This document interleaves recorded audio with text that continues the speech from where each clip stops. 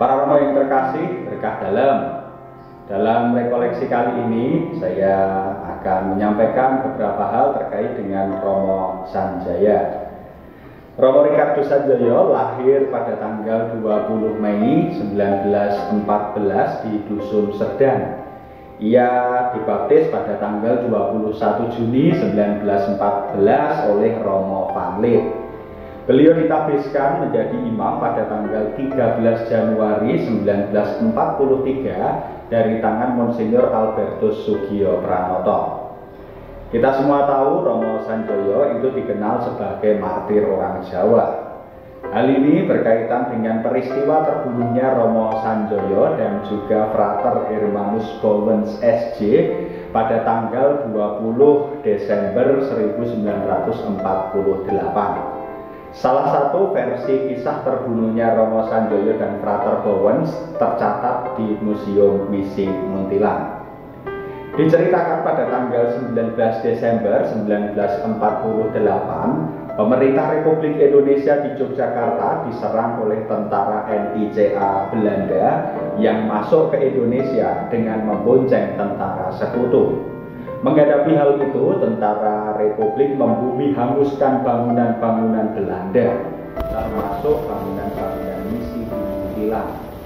Bangunan seminari menengah, sekarang Bunderan FIC Muntilan, tidak dibakar karena dihuni oleh para seminaris. Esoknya pada tanggal 20 Desember 1948 malam hari, gedung seminari didatangi gerombolan orang yang menghadap Presiden Seminari saat itu Romo van der Putten SJ. Tujuan kedatangan mereka adalah untuk menjemput Romo van der Putten untuk diajak berembuk soal tanah lapangan sepak bola yang sering menimbulkan sengketa antara pihak seminari dengan kampung sebelah. Karena Romo van der Putten pada saat itu tidak bisa berangkat, maka Romo Sanjoyo sebagai salah satu staf seminari bersama Frater Bowens dan Bruder Kisma ISJ mewakili Romo van der Putten. Pukul 8 malam mereka berangkat dan pada pukul 11 malam Bruder Kismati pulang sendirian.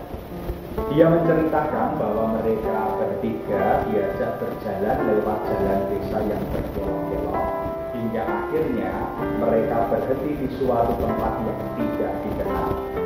Kemudian Bruder Kiswati disuruh pulang karena dia tidak memakai jubah pada saat itu.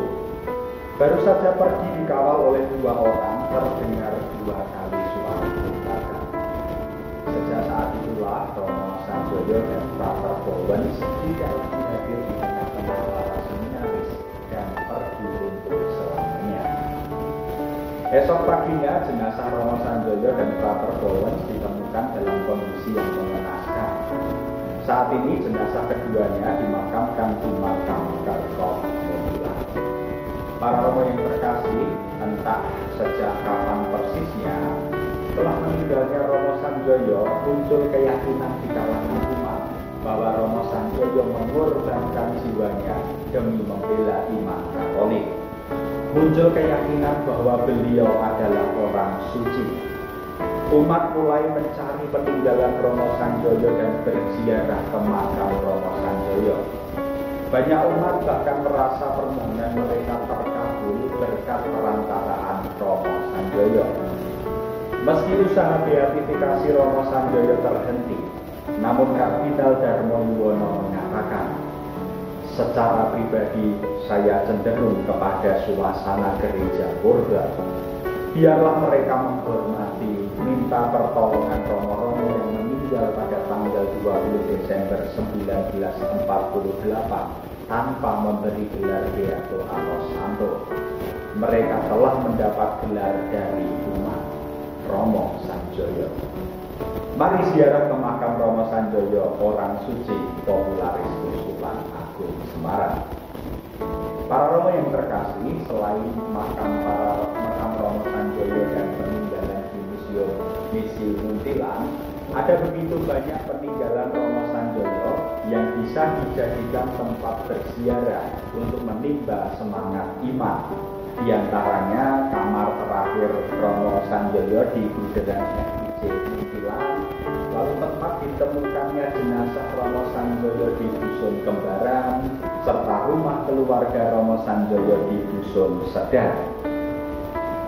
Harus kita akui bahwa banyak dari kita para imam unio diosesan Keuskupan Agung Semarang yang belum mendengar atau juga belum pernah mengunjungi tempat-tempat tersebut. Romo Sanjoyo adalah bagian dari unio Keuskupan Agung Semarang. Sebagai sesama imam unio Keuskupan Agung Semarang, mari kita refleksikan sejauh mana kemartiran Romo Sanjoyo bisa kita maknai untuk menggugah semangat imamat kita masing-masing. Berkah dalam, Tuhan memberkati kita semua.